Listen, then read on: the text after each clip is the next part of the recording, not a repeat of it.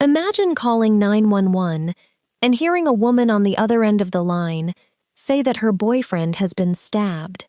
She is crying. She sounds frightened. And somewhere inside a luxury apartment in Miami, a 27-year-old man is losing blood. His name is Christian Toby Obumseli. The woman making that emergency call is his girlfriend, Courtney Clenny. At first, the story seemed almost straightforward. A young woman, a violent confrontation, a knife, and a claim of self-defense. Courtney would later tell investigators that Christian had attacked her. She said he pushed her and grabbed her by the throat. She said she ran toward the kitchen, grabbed a knife, and threw it at him. According to Courtney, she never intended to kill him. She said she was trying to protect herself. But investigators had questions. Big questions. Because this story did not begin with the knife. It began much earlier. There had already been arguments. There had already been police calls. There were videos. There were text messages. There were recordings. There was surveillance footage. And there were two completely different interpretations of the same relationship. Courtney's defense would argue that she was a victim of domestic violence who acted in self-defense. Prosecutors would argue that Courtney was the aggressor and that Christian was the victim. Then came the evidence.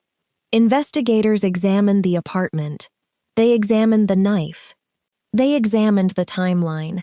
They reviewed phone records and messages. They watched surveillance footage. And they studied the fatal injury. According to prosecutors, the medical examiner determined that Christian died from a deep stab wound to the chest.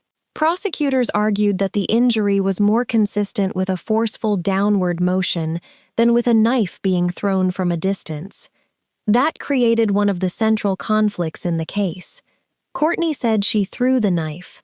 Prosecutors said the physical evidence suggested something very different. And while investigators were trying to determine what happened during those final seconds, they were also discovering what had happened between Courtney and Christian during the months before his death. Their relationship was complicated. It was volatile. And according to evidence later presented in the case, it involved repeated conflicts.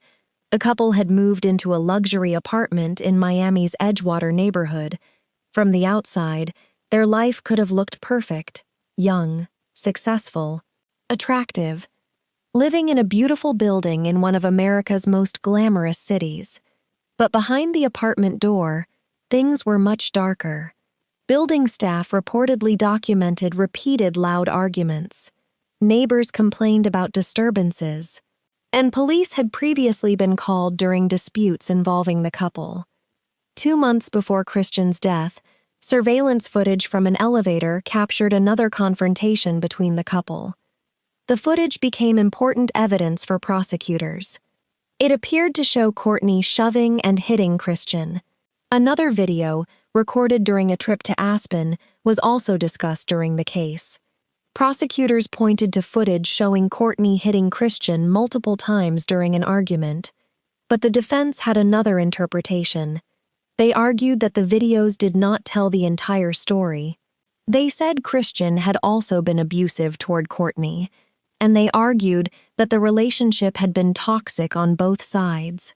That distinction would become one of the most important issues in the entire case, because the question was not simply who was angry or who had behaved badly before. The question was much more serious. Who was the aggressor on the night Christian died, and was Courtney legally justified in using deadly force? To understand why those questions became so important, we need to go back to the people at the center of the story. Courtney Clenny had built a large online following under the name Courtney Taylor. She was known as a fitness influencer, model, and social media personality.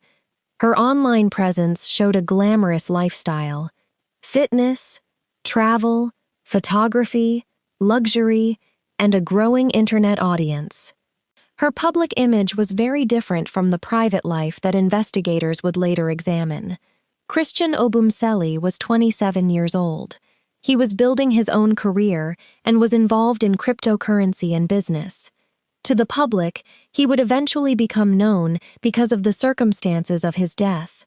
But to his family and friends, he was much more than a name in a criminal case. He was a son, a brother, a friend, and a young man who was building a future. Courtney and Christian had been together for around 2 years. Their relationship became serious. They traveled together. They lived together. And eventually, they moved into the Miami apartment where Christian would die. But as their relationship continued, the arguments became more frequent. The conflict became more visible, and the relationship became increasingly unstable. There had also been an earlier domestic battery case involving Courtney in Las Vegas in 2021, although that case was later dismissed. Prosecutors later used the history of conflict as part of their broader argument about the relationship. Then came early April of 2022. The relationship was already under pressure, and according to later reporting, Courtney had told police shortly before Christian's death that she wanted to end the relationship and have him leave the apartment. One day later, everything changed. April 3rd, 2022. The day when the relationship would end forever. Christian left the apartment in the afternoon. According to the timeline presented by prosecutors, he left at approximately 1:15 p.m. Several hours later, he returned. At around 4:33 p.m., he came back to the apartment carrying sandwiches for the couple. Then the timeline becomes much more important. At approximately 4:43 p.m., Courtney called her mother. They spoke for several minutes. Then, around 4:49 p.m., Courtney called her mother again, and only minutes later, at approximately 4:57 p.m., Courtney called 911. Something had happened inside the apartment. Neighbors had reported a disturbance. Building security also contacted emergency services. Police were dispatched to the apartment, and when they arrived, they found Christian seriously injured. Courtney was there. Christian was alive but badly wounded. The emergency responders rushed him to the hospital, but doctors could not save him. Christian Obumseli was dead. He was 27 years old. And suddenly, a private relationship had become a homicide investigation. The first explanation came from Courtney herself. She told investigators that Christian had attacked her. According to her account, he grabbed her by the throat and pushed her against a wall. She said she ran to the kitchen, she grabbed a knife, and she threw it toward him. She said she had not intended to kill him. She said she was trying to stop him. On the 911 call, Courtney could be heard speaking to emergency dispatchers while Christian was seriously injured. Reports from the case said Christian could be heard saying he was dying and losing feeling in his arm, while Courtney apologized. When police arrived, Courtney was reportedly holding Christian. Later, while being questioned by detectives, she continued to describe the incident as self-defense. She maintained that she believed she was in danger, but investigators had another problem.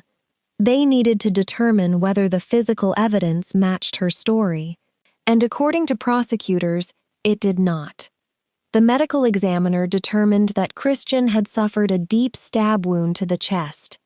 Prosecutors argued that the injury was consistent with a forceful downward movement rather than a knife being thrown from a distance. That became one of the central pieces of the prosecution's case, but it was not the only piece. Investigators began going through the couple's history. They examined surveillance footage. They looked at previous police calls. They reviewed text messages. They examined recordings. They looked at photographs. And they reconstructed the timeline. The prosecution eventually had access to thousands of pieces of digital evidence, including more than 12,000 text messages between Courtney and Christian, according to reporting on the case. The more investigators looked, the more complicated the story became. There were moments of affection. There were moments of anger. There were accusations, there were arguments, there were allegations of abuse, and there were recordings that showed just how volatile the relationship could become. The prosecution wanted the jury to see a pattern of escalating conflict, a pattern of aggressive behavior, and ultimately, a fatal escalation. The defense wanted the jury to see something else. They wanted the jury to understand Courtney's fear. They argued that she had experienced abuse from Christian. They argued that a person living inside a toxic relationship could perceive danger differently from someone watching from the outside. And they argued that the events of April 3rd had to be understood in that context. This created a difficult question. Could the evidence from previous arguments tell us what happened during the final confrontation? Or could those earlier incidents be misleading?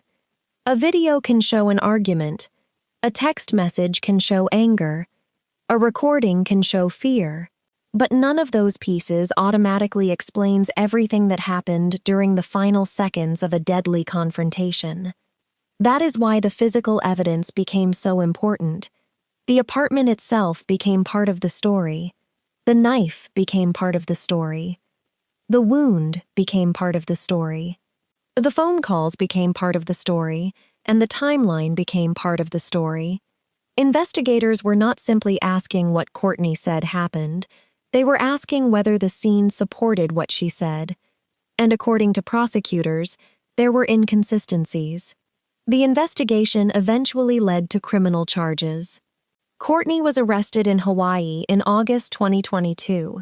She was charged with second-degree murder with a deadly weapon. She maintained that she acted in self-defense. Her defense team continued to argue that Christian had attacked her. They also challenged aspects of the prosecution's evidence.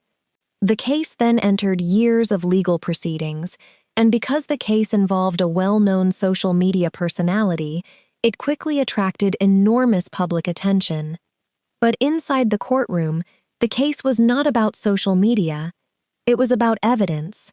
It was about credibility. It was about forensic findings. And it was about the question of who was responsible for Christian's death.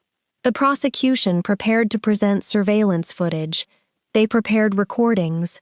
They prepared messages. They prepared expert testimony. The defense prepared its own evidence. They planned to argue that Courtney had been abused. They planned to challenge the prosecution's interpretation of the stabbing. And they planned to argue that Courtney's actions were legally justified. The case continued for years. There were hearings. There were disputes over evidence. There were arguments about what a future jury should be allowed to see. One particularly important issue involved the relationship itself. How much of the couple's history should a jury hear? Should jurors see the videos from earlier arguments? Should they hear the recordings? Should they see the messages? Should they hear evidence about alleged abuse? Both sides understood that the answer could dramatically change how a jury viewed the final confrontation.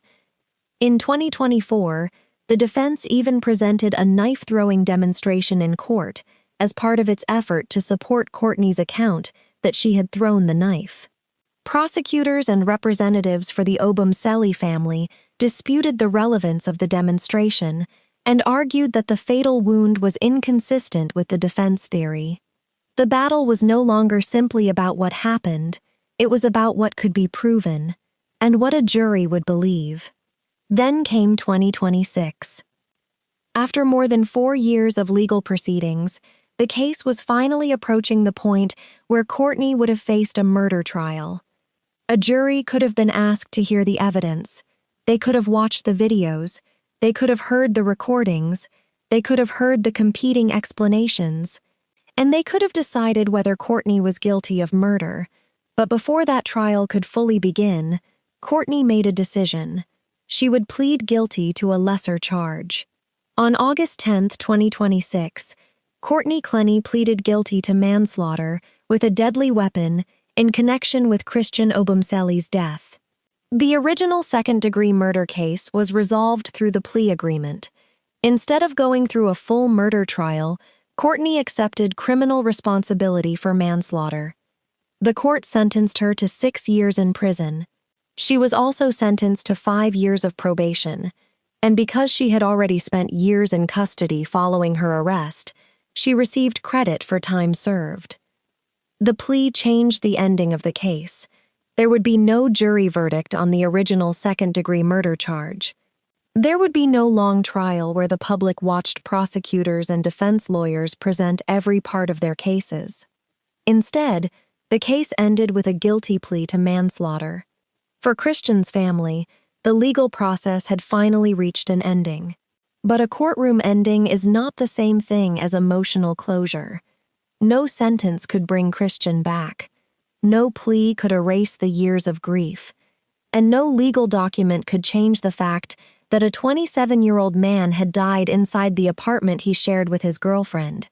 The case also left behind 2 very different versions of the relationship. Courtney's defense maintained that she had been abused and that she believed she was defending herself. Christian's family rejected that characterization and maintained that Christian was the victim. The prosecution's case focused on Courtney's conduct, and the evidence they believed showed that she was responsible for the fatal violence. And ultimately, Courtney's guilty plea established criminal responsibility for manslaughter.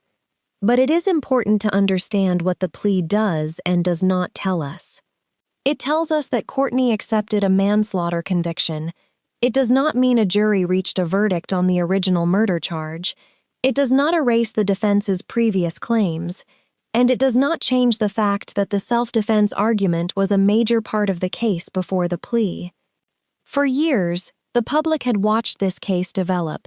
People saw the videos, they heard about the 911 call, they read about the text messages, they watched courtroom hearings, and they debated the same question over and over. Who was the aggressor? Was Courtney truly afraid? Was Christian the victim of a violent relationship? Or was the final confrontation something different? The evidence gave investigators pieces of the answer, but human relationships are rarely simple. A relationship can contain love and conflict, affection and anger, apologies and accusations. And sometimes, behind closed doors, a situation can become much more dangerous than anyone outside the relationship realizes.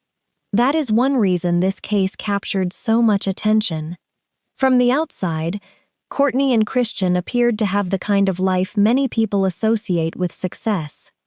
A luxury Miami apartment, travel, money, social media, youth. But the photographs could not show what happened behind the apartment door. The videos showed some of it. The messages showed some of it. The recordings showed some of it. The police reports showed some of it, and the final crime scene showed the devastating result. April 3, 2022 changed everything. Christian went into that apartment alive. He never walked out. Courtney went into that evening as a young woman living a very public life. She would spend the following years behind bars while fighting a murder charge. And on August 10, 2026, that chapter ended with a guilty plea to manslaughter, 6 years in prison, 5 years of probation, and a permanent criminal conviction. But perhaps the most haunting part of the story is how quickly everything changed. One afternoon, one argument, one knife, one emergency call, and one decision that could never be undone. At 4:57 p.m., Courtney called 911. Minutes earlier, Christian had been alive. Minutes later, he was fighting for his life. And before long, his family would be told that he was gone. The rest of the story took more than 4 years to unfold. Investigators gathered evidence. Prosecutors built a case. Defense lawyers challenged the evidence. The public argued over the facts. And eventually, the courtroom delivered its final legal outcome. But Christian's story is not just a courtroom story. It is the story of a young man whose life ended at 27. It is the story of a woman whose life was permanently changed by the same event. It is the story of a relationship that became the center of a criminal investigation, and it is a reminder that what appears perfect from the outside can sometimes hide a much more complicated reality. In the end, there was no dramatic jury verdict. There was a guilty plea. There was a sentence. There was accountability. But there was also a family left without a son, and a life that could not be restored. The legal system answered the question of criminal responsibility. But some questions about that final moment may never be completely answered in the way people imagine. What exactly happened during those final seconds? What was said? What was felt? And what was going through the minds of the two people inside that apartment? We may never know every detail. What we do know is what happened afterward. Christian Obumseli died from his injuries. Courtney Clenny was arrested and charged. The case became one of the most closely watched domestic violence-related criminal cases in Miami. Years of investigation and legal arguments followed. And in August 2026, Courtney Clenny pleaded guilty to manslaughter with a deadly weapon and was sentenced to 6 years in prison, followed by 5 years of probation. That is where the legal story ends. But the human story is much harder to end. Because for Christian's family, April 3rd will never simply be the date of a criminal case. It will always be the day they lost Christian. And for everyone who followed the case, it remains a disturbing example of how a relationship can move from private conflict to irreversible tragedy. A luxury apartment, a troubled relationship, a 911 call, a knife, a young man who never came home, and a case that took more than 4 years to reach its final chapter. This was the story of Courtney Clenny and Christian Obumseli. Before you leave, I want to hear your opinion. Do you believe Courtney Clenny's actions were truly self-defense, or do you think the evidence tells a different story? Let me know what you think in the comments below. And if you enjoy true crime stories, detailed investigations, and cases where every piece of evidence tells another part of the story, make sure to subscribe to Iron Dawn Studio and turn on notifications. More real cases, more investigations, and more stories are coming. Thanks for watching. And remember, sometimes the most frightening part of a true crime story is not how it ends, but how ordinary everything looked, right before it all went wrong.